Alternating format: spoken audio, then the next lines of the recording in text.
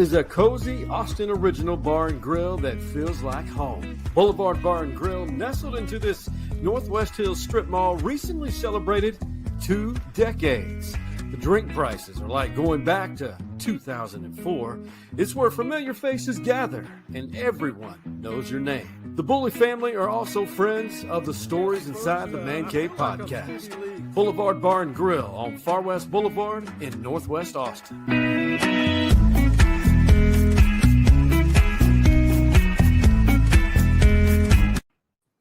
Stevie Lee, we look very small in these boxes here today, a revised version of the Brady Bunch boxes. But, man, we have a special episode. Of course, it's always special when Stevie Lee gets to join me, right, in the Man Cave?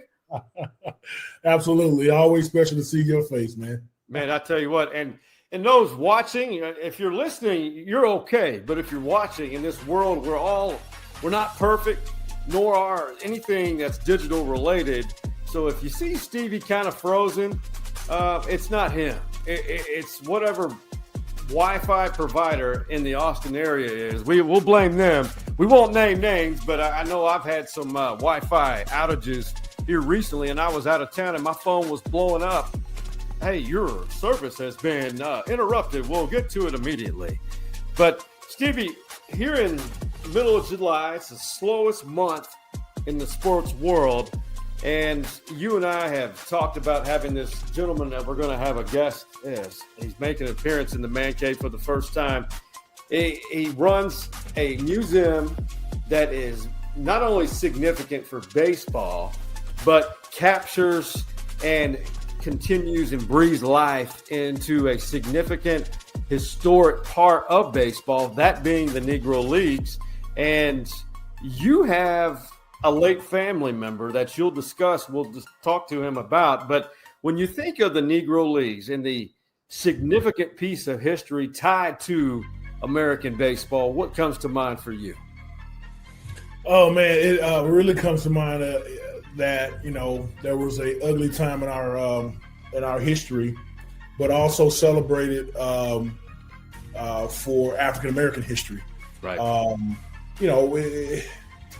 It's mixed feelings because, we were excluded, but we found our own way to compete and do things our own way. And then we were,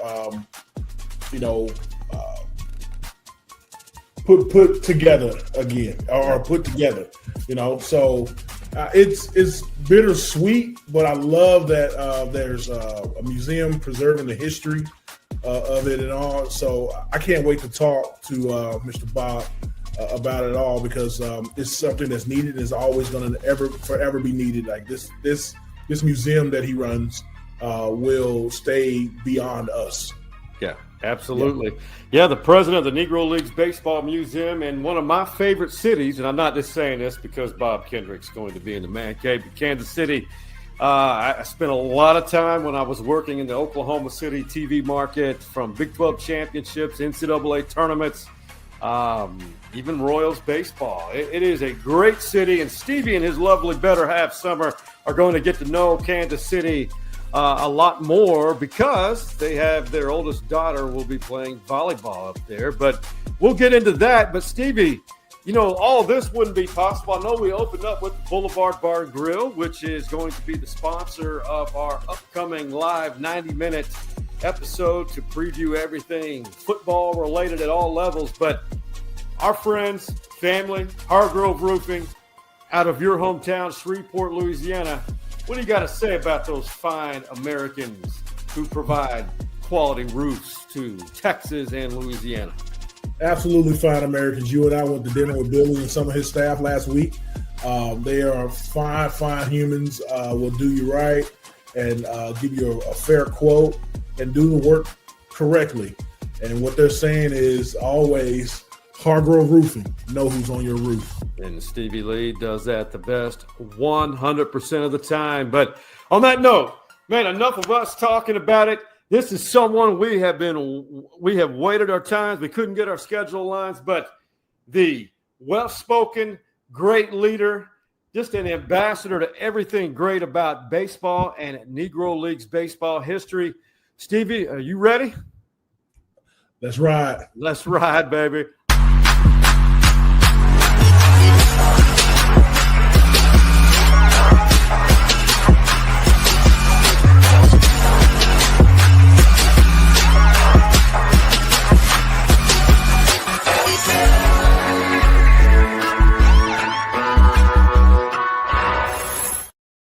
All right, you just heard Stevie. We're gonna bring in our guy Bob Kendrick really quick, and it's all about this episode's about baseball and preserving Negro Leagues history. And if you are not aware, we're on every social media platform known to mankind. So give us a follow to each of those listed, and you can subscribe to our YouTube page for free. And that's great the way our economy is right now. Stevie, let's not waste any more time. Let's bring in, for the first time, the Bob Kendrick.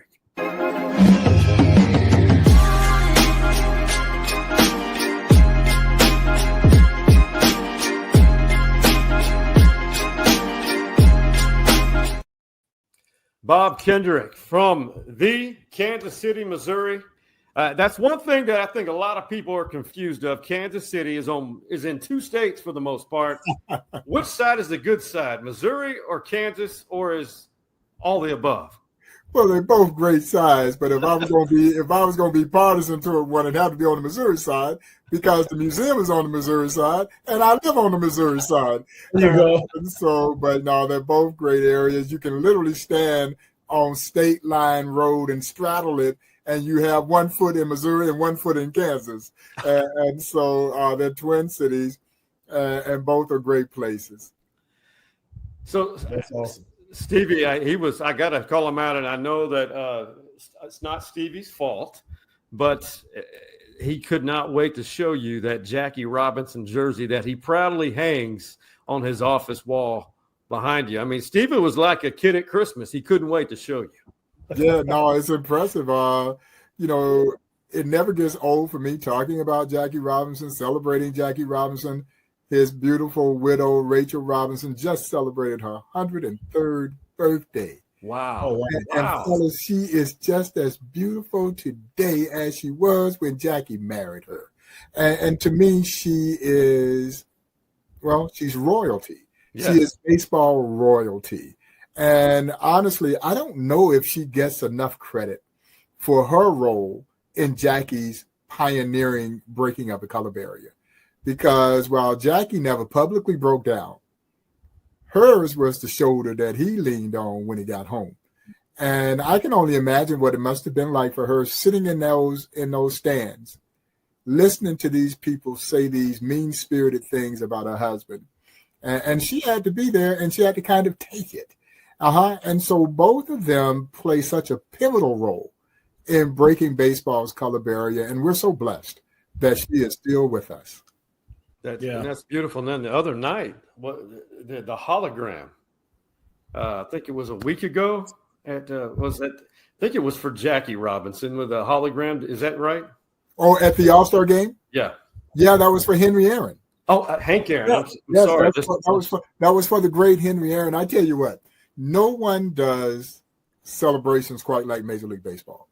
That was so powerful. And of course, it was my good friend CC Sabathia's idea to celebrate Henry Aaron. Of course, I'm sure they couldn't come to Atlanta and not celebrate Henry Aaron. But the fact that the game was played on July 15th, to be able to celebrate his 715th home run, which will be epic. It will always remain the greatest sports accomplishment in my lifetime.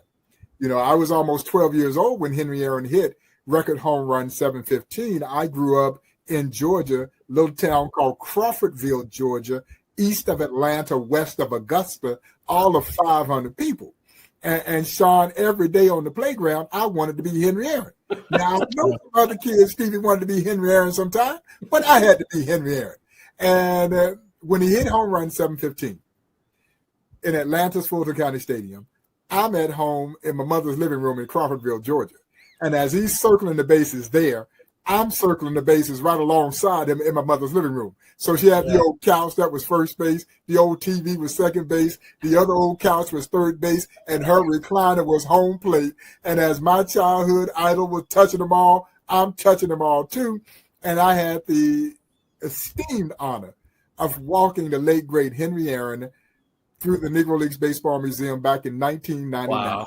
Wow. It was the first and only time, fellas, that I've ever been starstruck. And every time I was around him, I was reduced to that almost 12-year-old kid that circled the bases with him. Yeah, so that moment at the All-Star game brought back so many memories, and it was so tremendously well done. That was unreal. I know it doesn't seem possible, but I was speechless when I saw that hologram and then that image of his wife. Yes. In the background of the stadium. And I was just, I couldn't think of anything to say. I was just so invested in that. And I was like, did I witness what I just saw? Yeah. Beautiful. No, it was very powerful. It was very powerful, very moving, very poignant. And Henry Aaron will always remain such a prevalent place in this sport's history. And the fact, fellas, that he came out of the Negro Leagues. That's beautiful. Yeah. He was 18 years old. He was a skinny, cross-handed hitting shortstop when he came to the Indianapolis Clowns in 1952. And for those who might be hearing that term for the very first time, in the case of Mr. Aaron, he was a right-hand hitter who was hitting with his left hand on top. That, of course, is unorthodox. The fear is that you break your wrist hitting in that manner. Well, Henry Aaron was knocking the cover off the baseball in a highly unorthodox fashion. When he gets to the Indianapolis Clowns, they put the right hand on top, and the rest, as they say, is history. Yeah, 755 home runs later. That's mind-blowing. So, Stevie and I, Bob, you mentioned nobody puts on a show that honors an era, an individual, or the game itself like Major League Baseball does. And I know I met you through our mutual friend, Michael Coleman, and I followed you before that. And I was just, okay, when a year ago, when the big show, the production produced in Birmingham, Alabama, I literally had just because of the historical value of it, I literally had a tear in my eye watching this and how it all came together. So for those of you who may not have seen this, we kept this clip, and Stevie and I were just, we've got to get Bob on here, especially after we witnessed this. This was beautiful. Oh, it's been surreal. It has been everything that I could have imagined and then more. Just to walk into what I call one of baseball's greatest cathedrals, to walk into this area and see this transformation has been absolutely amazing. And I tip my cap to all my friends over at Major League Baseball, everyone who had a hand in making this happen. Stevie, when you and I talked about that and saw it, because Birmingham is an old town with a ton of athletic and baseball history. Do you remember our conversation when we talked about that and how that was all put together in Birmingham? Yeah, I did. I do remember that, man. We went down to Birmingham and with the family years ago, and we passed by all the stadium. And but we also reflect. My wife's uncle played in the Negro League, and we can get to that later. But we always reflect and have a special place for the Negro League in our hearts, in our house. So, Bob, having heard that, you've heard so many stories. I mean, family members, descendants of the Negro League stars. But when you put it together, encapsulate it all, for those who may not be aware of the significance of Birmingham in Negro Leagues history and how that production, that broadcast turned that old historic field into one of the best productions of baseball and providing the historical perspective of it all. Yeah, no, and what it did was it gave Negro Leagues history a mainstream voice. because this was a national, international broadcast done at a stadium that was completely transformed. Rickwood Field is the oldest active professional ballpark in the country. So it's older than Fenway, older than Wrigley. Wow. It just happens to also be the place that a 17-year-old kid by the name of Willie Mays began his career. And, you know, the apex of that event was supposed to be Mr. Mays' attendance at that game. And as you guys might recall, he died 2 days before the actual game took place. And it became kind of a memorial for Willie Mays. But he did exactly what he had hoped to do, and that was to bring some of his colleagues together. A handful of those former Negro League players who are still with us. There are not many left. We knew from the onset of building this museum that it was literally going to be a race against time. It wasn't a matter of if, it was simply a matter of when all of those who helped make this history that we preserve were going to be gone. Their legacy should never die. And that's our job. And an event like what we saw in Birmingham with that national salute to the Negro Leagues held there at venerable Rickwood Stadium was amazing. And you felt like you had literally walked back in time. Yeah, no, I mean, the look, the feel, the aroma of the various foods, everything felt like you had time traveled. And you could only imagine what it must have been like at those games, because Black fans filled up Rickwood Field. They were outdrawing the Birmingham Barons. The Black Barons were outdrawing the Birmingham Barons in their own ballpark. And again, Willie Mays is widely regarded as the greatest major leaguer of all time. And he comes out of the Negro Leagues. And as we mentioned at the top of the show, Henry Aaron. Those are two of the greatest stars in Major League Baseball. And they both were young players in the Negro Leagues. And it should give fans an indication of just how much talent was there in the Negro Leagues. And Stevie alluded to this, you know, in the opening as well, how much talent was missed by Major League Baseball fans.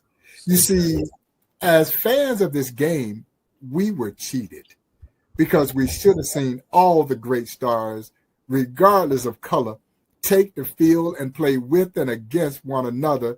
And how much better would our game have been? Because I tell people all the time, they didn't learn how to play after 1947. Fellas, they were playing great baseball well before 1947. Yep. And had the doors open sooner. And of course, what we saw last year on May 29th, essentially Commissioner Rob Manfred went back and opened the doors when they allowed the stats of the Negro Leagues to be entered into the record books of Major League Baseball. Because I'd always said, had the doors opened sooner, the records would be entirely different. But what happens? He reopens the door, and now the record books are entirely different. And it's not a slight against those Major League counterparts. It's just how good these guys were who played in the Negro Leagues. And for those who sometimes are critical of these kinds of things, I hope that it becomes a gateway, a portal into a much deeper understanding. Josh Gibson is now your all-time career batting average leader at 372. All-time single-season batting record of 466 in 1943. And I'm going to go out on a limb and say that ain't going to be broken. But you should want to know who Josh Gibson was and why he was so great. Who was Boo June Wilson? Who was Mule Suttles, Oscar Charleston, some of these other lesser-known stars from the Negro Leagues? You should want to know about them as a baseball fan. And I hope that what we've seen over the last several years with this elevation of interest and awareness of the Negro Leagues, that we're creating that opportunity. Yeah, I got a little bit of a story. I took a class at the University of Texas. I was actually looking at my transcript. I wanted to remember the name of the class, but I think it was the history of baseball. And it was a writing component that, you know, we had to write papers in this class. And we were in class, and the professor was lecturing. It wasn't a huge class in these auditoriums at the University of Texas. It was one of those smaller classes. And he started talking about, it was 1 week that he was just spending on the Negro League. And he's talking about some Negro League players are still alive. And I raised my hand. My girlfriend at the time from San Antonio, her name, she introduced me to her uncle. And so I said, yeah, my girlfriend's uncle played in the Negro League. They call him the Mule. Yeah, John Mule Miles. And he goes, John Mule Miles? Little bitty young white dude. He's like, John Mule Miles out of San Antonio? I said, yeah, that's him. And everybody turned around, looked at me, and was like, he knows someone in the league. And so to say all that, it wasn't that far away if we want to remember history. It's not really history. It's part of us still. It wasn't that long ago to where just because the color of your skin, you were excluded out of Major League Baseball, you know? And so, you know, he wanted to talk to me after class. He wanted to see if we can get him down. He was already very, very old at that time. But one of my favorite memories of him, though, one of the first times I met him, my girlfriend introduced me to him and said, yeah, he plays football at the University of Texas. He was not impressed. He said, you know, the only reason you get to play at the University of Texas is because of me. And I said, yes, sir. I said, yes, sir. And then he handed me a playing card that he had autographed. Yep. He handed it to me. I was like, oh, this is nice. And he looked at me and said, that'll be $5. I couldn't hand it back to him, you know. So I had to reach in my wallet and grab $5 and give it to him, man. It wasn't a, do you want to buy this or do you think this is nice? He said he gave it to me, and when it was in my hands, he wasn't gonna take it back. The only thing he wasn't taking it back. But John, well, we called him Uncle Sonny. Uncle Sonny, he was Uncle Sonny in the family, but he passed away in 2013. But he left a legacy. He let everyone know in the family. All the little kids knew who he was, and so his memory still lives on whenever we get together with my wife's family in San Antonio. So it was really cool to know. And he actually, well, I'm sorry, but rambling. But when President Barack Obama was inaugurated, he and some of his friends walked the parade. I don't know if you remember that, Bob, but they were in the parade with the presidential inauguration parade. So that was pretty special to have someone that we can actually look up to and look back on that paved the way for young black athletes today. You know. Well, you know, he still holds a record. He hit 11 home runs in 11 straight games. Wow. Yeah. Wow. Yeah. No. And he told me that. He told me that. He was so impressive as a, great ball player, but impressive as a human being. Yeah. But he tells a funny story in the documentary, The Other Boys of Summer. And he talks about facing Satchel Paige. And he says he gets in the batter's box and he digs in and he hears the umpire say strike one. He said, never saw the ball. And he said, I thought they were playing shadow ball. And he says he gets back, he steps out, he gets back in the batter's box. He hears the umpire say strike two. He said, I never saw the ball. He said, I dropped my bat and I started heading to the dugout. And the manager said, well, John, you only got 2 strikes. He said, Skipper, I didn't see the first and I didn't see the second one. What make you think I'm going to see the third one? Oh, my God. Wow. Oh, that's good. That was him, man. That was him. That's hilarious. Bob,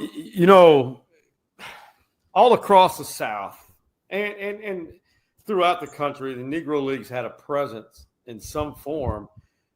Tell us a little bit about the historical piece of the Negro Leagues in places like where Stevie and I are in Austin, Texas, and in the Central Texas area. And then how were you influenced? Because you were a guy that grew up in small town Georgia, played college basketball for a smaller college. Yeah. And how did you get, not to be persuaded, but what was it that said, I have an opportunity. I'm going to not only promote the brand, the eternal brand of the Negro Leagues, but become so involved to where you're named president of the Negro Leagues Baseball Museum in KC. Yeah. Well, to answer your first question, you would be hard pressed to find any part of this country that wasn't touched at some point in time by Black baseball history. Mm-hmm. And while the state of Texas didn't have a formal team in what we call the organized professional Negro Leagues, the state of Texas is tremendously impactful in these leagues because some of the greatest players of all time that played in the Negro Leagues came out of Texas.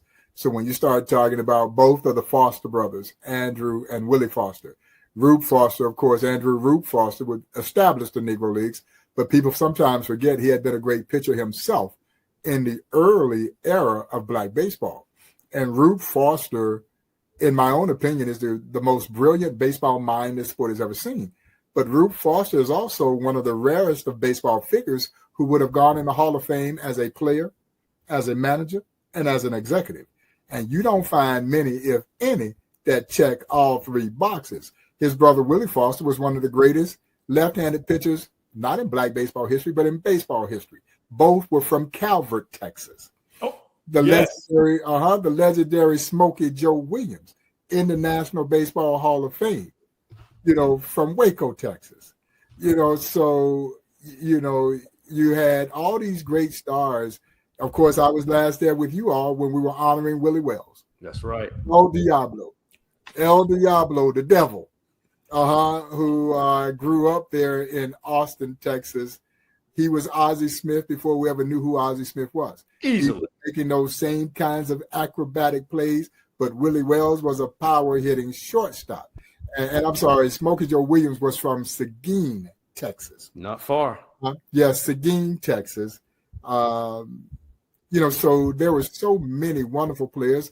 Ernie Banks out of Dallas, Texas, even though a lot of people did not know that Ernie's career began in the Negro Leagues with the great Kansas City Monarchs.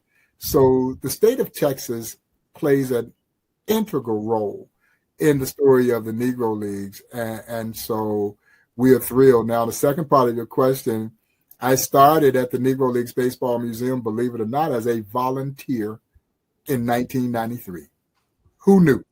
Yeah, who knew that it would turn into a career and one of the most gratifying things I think I could have done either personally or professionally. I'll never forget, fellas, walking into what was then a one-room office in 1993. That was the Negro Leagues Baseball Museum. It had some photos on the wall, a few boxes of memorabilia, and that was the museum. And guys like the late, great Buck O'Neill and other local Negro Leaguers literally took turns paying the monthly rent to keep that little one-room office open. And as I like to say, hopes and dreams of one day building a facility that would pay rightful tribute to not just one of the greatest chapters in baseball history, but what now thousands of people from around the globe discover one of the greatest chapters in American history. But guys, when I walked into that one-room office, I literally walked into what would become my passion.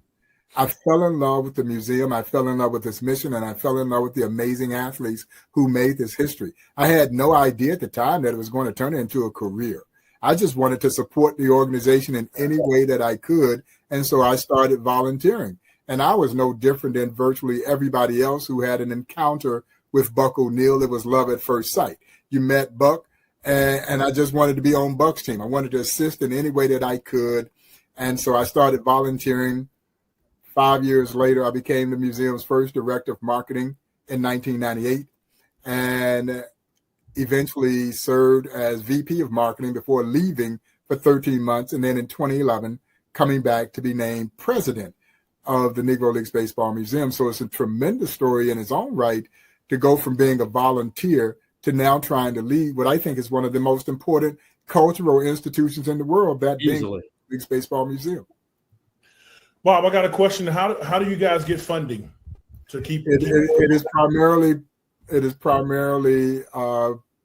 privately funded. We get a few dollars. We get a few dollars from the state. The city supports to some extent, but the bulk of the resources are generated privately. And is that through events and galas and things like that? Yeah, so events, admission to the museum, the fundraising, as you mentioned, fundraising events, membership, foundational support.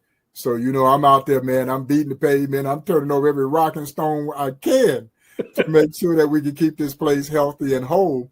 And of course, I think you both are aware that we've announced plans to build a new 30,000+ square foot Negro Leagues Baseball Museum that's going to be built right around the corner from where the museum currently operates. So, you think about a museum that started in such a grassroots fashion as we did in a little tiny one-room office.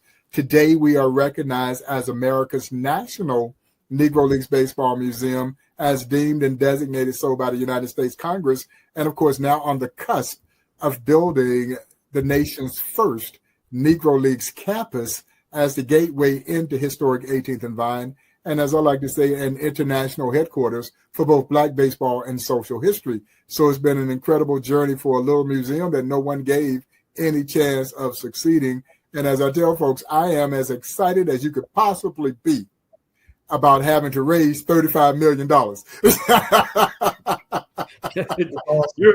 Your energy is unmatched, and you have to be in that position, because I don't think it's the younger generation, just specifically. I think it's everybody in America. This is just an opinion, and it may be fact, depending on who's listening or who we're talking to. But I challenge everyone who's listening, watching this, go to the Negro Leagues Baseball Museum's website.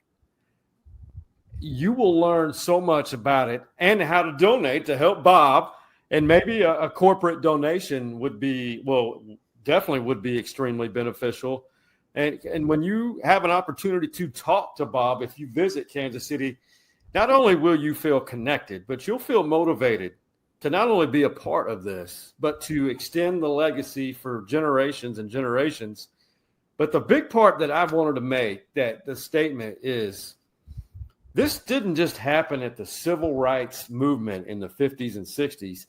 The Negro Leagues, I want to say, before the turn of the century, before the turn of the 20th century, these men, just what they had to go through just to play the game that they love and could have played, a lot of them, at the MLB level, what they did, how they got to all these little communities just to play baseball.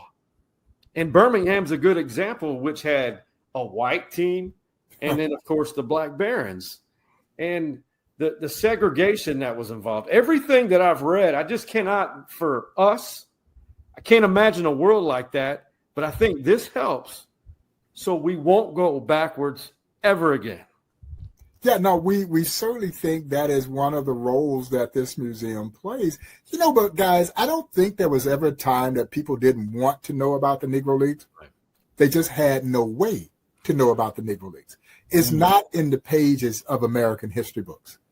So countless generations of us have gone through our own formal educations without, again, knowing one of the most significant chapters, not in baseball history, but American history. And so, as you can well imagine, it is an awakening for virtually everyone who walks through those turnstiles at the Negro Leagues Baseball Museum.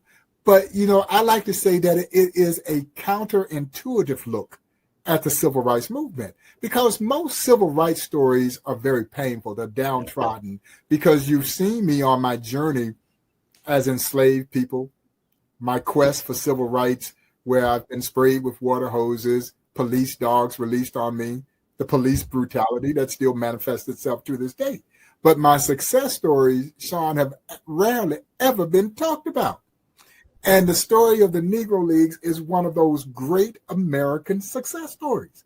You won't let me play with you in the major leagues? Okay, I'll create a league of my own. Yeah. And when you stop to think about that, guys, that is the American way. And so while America was trying to prevent them from sharing in the joys of its national pastime, it was the American spirit that allowed them to persevere and prevail. And when our guests walk away from that museum, they leave cheering that spirit. So it's nothing sad or somber about this story. And again, Stevie touched on this at the beginning.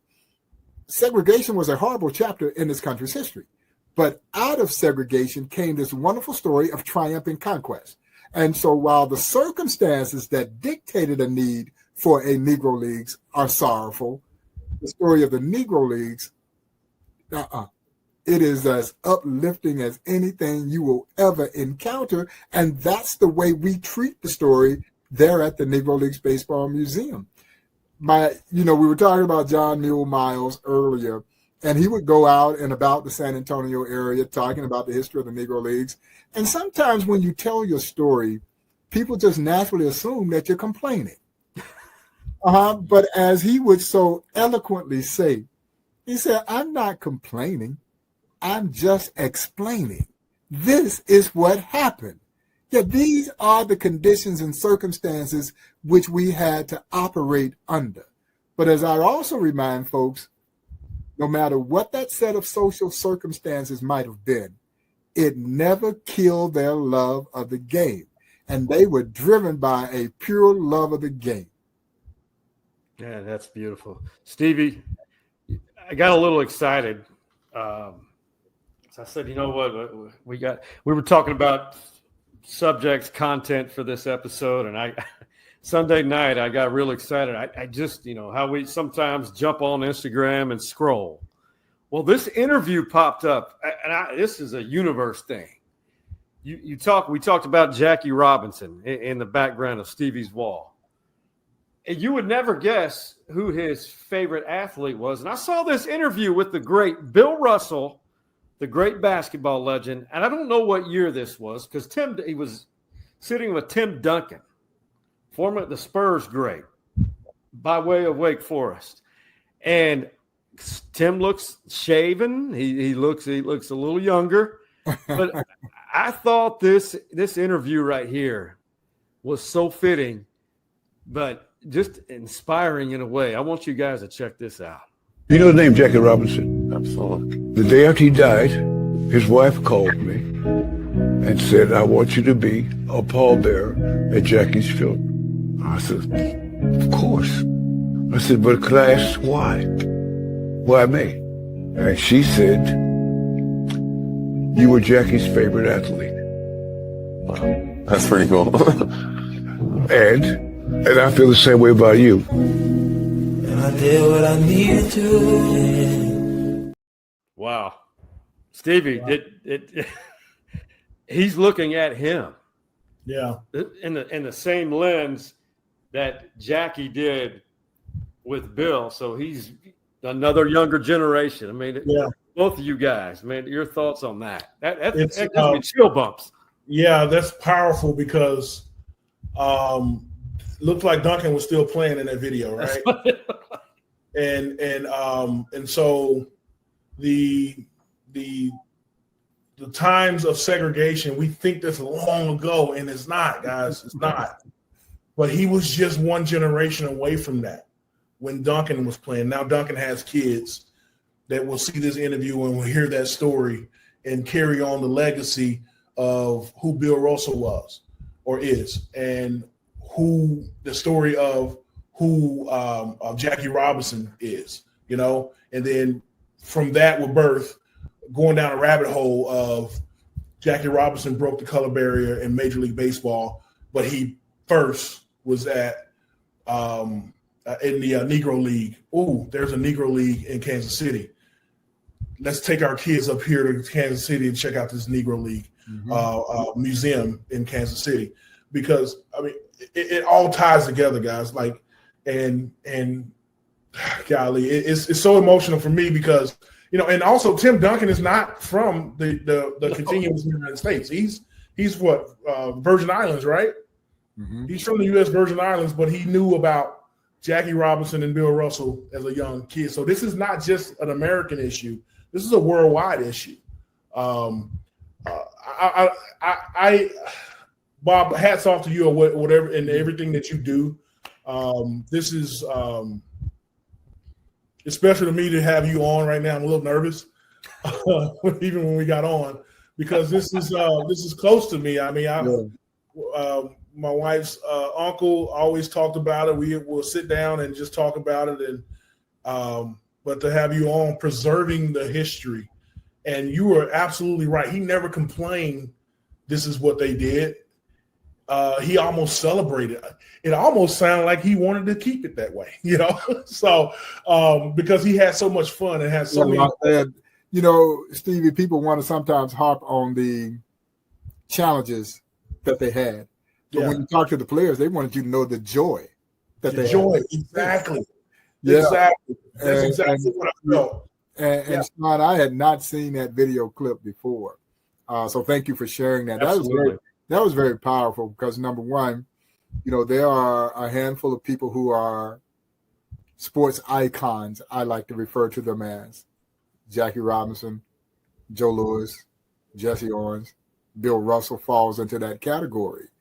And I've always believed that every hero has a hero. You know, somebody inspires us. And, you know, Bill Russell was an inspiration for a lot of guys.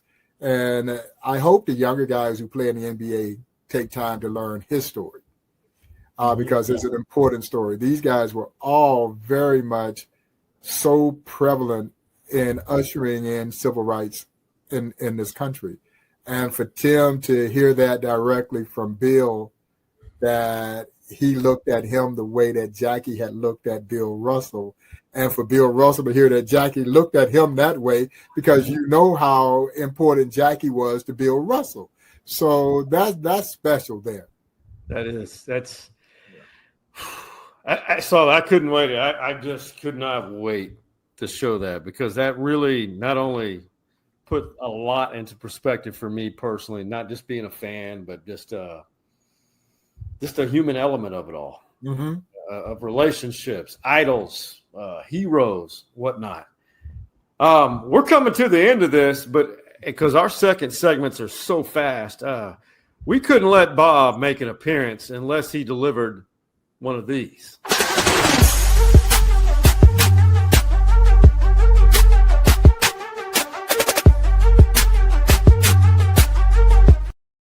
All right, Bob, we've been very fortunate. This is episode 471. The Man Cave stories are usually anything tied to the individual's life, locker room, maybe a story that's never been told before, but mainly stories that are equally as amusing today as they were when they occurred. Do you have any of those that you feel comfortable sharing? Well, you know, and the stories don't usually center around me, but there's stories from the Negro Leagues that have been passed down to me that I think are tremendously inspiring and in this case, amusing, because anytime you talk about Satchel Paige, there are nothing but great stories associated with the legendary Leroy Satchel Paige. And I first heard the legendary broadcaster Vin Scully tell the story. And then a few years ago, I was out at Kauffman Stadium, and we were celebrating Jackie Robinson Day, but we had a weather delay because, you know, in Kansas City, even in April, the weather can get inclement. And so I'm there, and they say, well, George Brett and Whitey Herzog are back in the suite. Why don't you go by and say hello to him? Well, the minute I see Mr. Herzog, the first thing I do, I just looked at him. I said, is it true? And he knew exactly what I was talking about. So the year is 1956.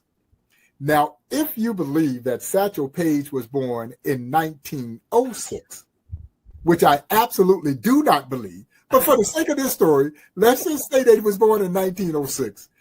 My math says that would now make him 50 years old. And fellas, he's still pitching great. He's now in AAA baseball, pitching for the Miami Marlins. Oh. And a young outfielder for the Marlins was the late, great Whitey Herzog. And they're playing in Rochester, New York. And so the Rochester team had a knothole in the outfield wall. And they had a promotion that said if any batter could hit the ball on the fly through the knothole, you could win $100,000. Well, it was virtually impossible. But Mr. Herzog says he goes out to the outfield. He's jogging. He took a baseball with him because he wanted to see if the ball would fit in the hole. Well, there's just enough circumference to squeeze that ball through the hole. He goes and gets Satchel. He says, Satchel, you're always bragging about how great your control is and how you can throw a baseball over a chewing gum wrapper. Honest truth. He didn't warm up in the bullpen like most pitchers do, throw it to the catcher across home plate. Satchel would use a stick of foil chewing gum wrapper. The catcher would sit the chewing gum wrapper on top of home plate, and wherever the catcher moved the chewing gum wrapper, Satchel right over the top of that chewing gum wrapper. Oh my God! He said, "You always bragging about how great your control is and how you can throw a baseball over a chewing gum wrapper. Well, I bet you a bottle of old granddad bourbon that you can't throw a baseball through this knot hole." Now, Satchel Paige, fellas, had a nickname for everybody. His nickname for Mr. Herzog was Wild Child. He says, "Wild Child, will the ball fit?" Mr. Herzog shows him it's just enough circumference to squeeze that ball through the hole. He says, "Wild Child, I'll take that bet." Mr. Herzog says he steps off 60 feet 6 inches. He puts down the pitching rubber. He's going to give the old man 3 tries to throw that ball through the knot hole. He says Satchel takes the baseball like a hunter is looking through the telescope of his rifle. And he measures. And he says the first pitch goes in the hole but spins back out. He says he is in freaking disbelief. But he's saying to himself, there's no way he can get any closer than that. The very next pitch, right through the hole. Satchel reaches down, picks up the bottle of bourbon and says, "Wild Child, I'll take that," and saunters on off into the sunset. So as I tell my guests, there will never, ever, ever be another Leroy Satchel Paige. There you go. It's awesome, man. Bob Kendrick's recount of history eloquently, smoothly, as if you were there for all of this. This is amazing. You know what? I think as someone who fashions themselves, and I think I got fashioned that way as a storyteller, there's no greater compliment for me when people say, "I felt like I was there." You know, when you paint a picture that you feel like you're there and you're watching that epic showdown between Satchel and Josh Gibson, or you can envision the speed of Cool Papa Bell. I think that's what we live for. You know, so much of the Negro Leagues was based on oral history. Storytelling has always been an important part of how this story was treated. And it's great to see that with this new generation, authenticity and storytelling has really stepped to the forefront. And so the story of the Negro Leagues fits beautifully. And I think that's why we've captivated the imagination of so many young folks when we were able to put the Negro Leagues into the video game, MLB The Show. It has been literally a game changer. And so every day I'm getting kids coming into the museum, and guys, they want to show me how Satchel did his double pump windup, how he did his high leg kick, and of course, how he threw the B-ball. They want to throw the B-ball like Satchel threw the B-ball. And man, that just fills my heart with joy, because that's exactly what we hope would happen. And so storytelling plays such a tremendous role in how we communicate around this piece of history. And it's you do it well, very well. I don't want to stop talking, man. I know you got to get out of here because for things that you have to do, but I just don't want to stop talking. I can hear your stories all day. So with that being said, man, we're going to be back and forth to Kansas City to see my daughter, but we're going to definitely stop by. I want to get involved. I want to help with your fundraisers and things like that. So I'll be in touch. And any way I could help, Sean, I think that we should get the link, and when we post this, we will for sure. The link, the donation section, so we can just help out with donating and keeping this thing going and keeping it alive. Yeah, no, man, we absolutely appreciate that. The campaign is called Pitch for the Future. Pitch for the Future. I know sometimes when people hear you working on the capital campaign, they think you only want large donations, and we do want large donations. But in the spirit of my friend Buck O'Neill, I say this, and I mean it wholeheartedly, every buck counts. Yeah, every buck we receive moves us closer to our target goal. And so, if you're so inclined, please join us at nlbm.com and go to the Pitch for the Future tab and consider making a contribution to help us build Buck a brand new house, a new Negro Leagues Baseball Museum. And we're excited. And I'm going to have to come up there with Stevie because I have not been back to Kansas City since I left OKC. Unfortunately, I'll throw myself under the bus. I did drive around KC to go to Omaha. But Kansas City's a beautiful place. And the Negro Leagues Museum, from afar, I've always had a vested interest. And for you to be here and telling these stories is amazing. We're going to take a quick break. And, Bob, you're going to be thoroughly entertained from the ad you're going to see from Hargrove Roofing. Two guys that are here in this room with you trying to act. And Stevie, I think he may win an Academy Award at some point for this. But on the other side, we're going to end with some positivity, stories inside the man cave tradition, and that's coming up on the other side of this break.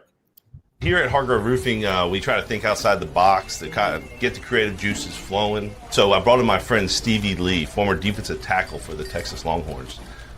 He's going to help the team strategize, really motivate them, light a fire. This guy's going to block down. This guy's going to block down. You put your butt into the guard, and that way my Mike linebacker gets free to do what? Not only are they going to learn a thing or two, but they're going to also leave with a great attitude and a bunch of smiles on their faces. I'm sorry, what does this have to do with roofing exactly? Get out.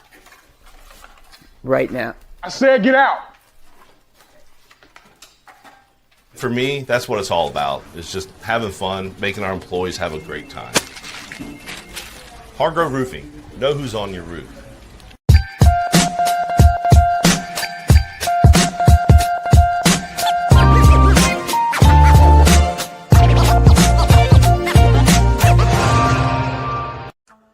Hey, man, tell me something good.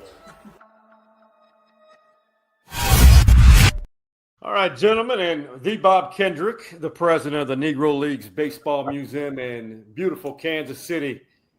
You know, if one were to judge the world and here in America or across the globe by social media, you think there's nothing but negativity. And that's what inspired this 3 years ago. Let's end with some positivity, and we'll begin with our VIP alumni of Stories Inside the Man Cave. Bob Kendrick, tell me something good, my brother. Well, there's a lot of good to be told, particularly as it relates to this story of the Negro Leagues, because, again, they never cried about the social injustice. They went out and did something about it. And that's a story that is so steep and embodies the American spirit. And that's why I think so many people have gravitated to this story. It is everything that America aspires to be. And it's all wrapped up inside this wonderful story of these very courageous and talented athletes who, when it's all said and done, all they wanted to do was play ball. They just wanted to play ball. They didn't know they were making history. They didn't care about making history. They just wanted to play ball. Man, that's so inspiring. Stevie, final thoughts on our guy, Bob Kendrick, and this amazing story. Man, it's so much. Bob, you're so right. There's so much good going on in the world today. I love your positive, your vibes and attitude. That's my something good, man. You know, everybody's out there listening and watching this. Take out the Bob right now, man. He's positive about everything. So, find something good in your life to hang on to, man. For right now, I got 2 more weeks with my baby being at home. I'm hanging on to that. It's sad, but I'm happy because I raised her to go off, and now she's going off. Yeah. And sounds like she's going to be in pretty good hands over in Kansas City. I can just send her to Bob's house. Yeah, we're going to take care of it. We're going to take care of her here, Stevie. Don't worry about it. Well, I'll take mine short. Tell me something good. There's a lot to be thankful and express gratitude for, but I've got 2 reasons right here. You'll look at them for me to make that return to Kansas City and eat the great food. There is that debate between Kansas City barbecue and Texas barbecue. I'm going to stay neutral on that one. But, I tried it. I went up there for orientation, and I tried it. I'm going to keep that to myself right now. Maybe I went to a different place, so I got to I'm not going to make a full judgment off of what I had. So, Bob, I'm gonna need some recommendations when I get there. All right, you got it. You got it. It's fantastic. But you know, it's just you got to have an open mind. You got to have an open palate. Period. Okay. You know, Bob. Much appreciation to you, my friend. Thank you for taking some time to tell the beautiful story of the Negro Leagues Baseball Museum, and and your wealth of knowledge and amazing storytelling as well. Well, I appreciate it, guys. Thank y'all so much for having me on the show. Thank you for your support. I look forward to seeing you both in KC. Oh, we're going to make it happen. I'm just going to hitch a ride with Stevie, or he may make me drive half the way. That's how he is sometimes. I can see him now snoring on the passenger side. That's 9 hours. It's a 10-hour drive, man. I'm gonna drive up there to drop her off. I think I'm never gonna drive it again. Well, we got to use our Southwest miles. What's the best airline to fly into Kansas City? Yeah, for Boston would be Southwest. Southwest, it's up and down, and it's about $150. That's it. Yep. I like it. So for the esteemed Bob Kendrick and the Stevie Lee and his beautiful hometown of Shreveport, Louisiana, and the even more beautiful city of Kansas City, and to my college alma mater town, Nacogdoches, Texas, and Austin, Texas, and to all of you beautiful Man Cave stories inside the Man Cave followers, listeners, viewers, whatnot. Just remember, we are very gracious of you investing your time and liking and sharing. And for the OG Man Cave boys, that being Hardball Harge, Big Mike, and the Coach Mo, what do we tell them, Stevie Lee? We out. You see the drippy, I'm fitted up. Hop in my car and the giddy up. I said get out.